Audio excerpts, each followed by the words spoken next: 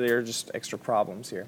It says the steps Gary used to solve the equation are shown, and we need to figure out which step did he make a mistake.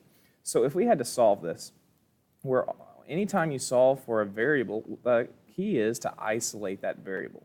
And so what would be our first step if we were going to try to isolate the r, get the r by itself? Well, I see this is multiplying, and so I could try to get the r by itself the first step by doing the opposite of multiplying by 2400. I could divide by 2400.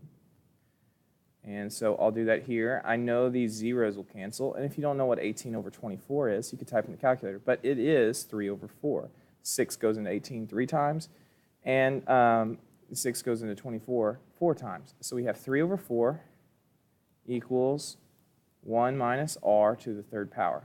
Let's check it. Is that the first step? Yep. So it's not the first step. We know that one's good. Next, how do you get rid of a third power? Well, the opposite of a power is a root. So we could do a third root like this. These would cancel each other out. And now this might appear to be wrong, but actually this is means the same thing. So the third root of x is equal to x to the 1/3. There's nothing different about those two.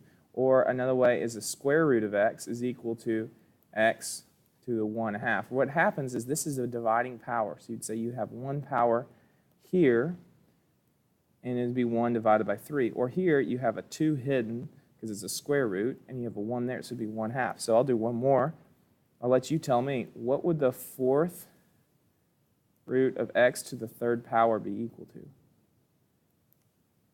Well, you take the 3 and divide it by 4, so it'd be 3/4. Those are all congruent.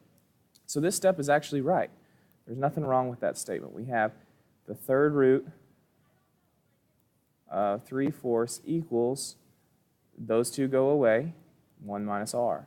And so the last step here is I would first, well, not the last, I would move over the 1, and then I need to change the negatives. Or what they did is they moved the r over. So to move the r over, I would add a r to both sides, but then I would need to subtract this over. So I would subtract the third root of 3/4, and I'm going to subtract the third root of 3/4. When I do that, the equal sign stays here. These go away, so I have a positive r, and I'm left with, that goes away there, 1 minus the third root of 3/4, which is the same thing as what they have here. So the answer is no mistake. There was no mistake made in working through this problem.